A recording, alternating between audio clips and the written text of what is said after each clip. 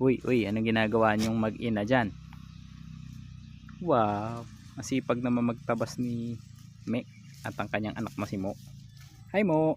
Mo! Dede, dede, dede. Mamaya pa. Mamaya pa. Yan ang iyong mama. Nagtatabas. Ay, umakyat. Kabait. Bait. Ayan, nagtatabas ang iyong mama. Malaki-laki na rin ang kanyang nalinis dito. Ayan.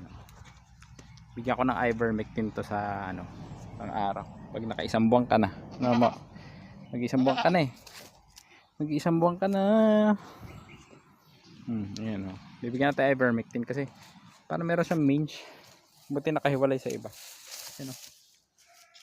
Di malaman kung mange o sa katandaan na. Sige, tabas ka lang dyan. Yan. Very good. Mamaya ka dedede.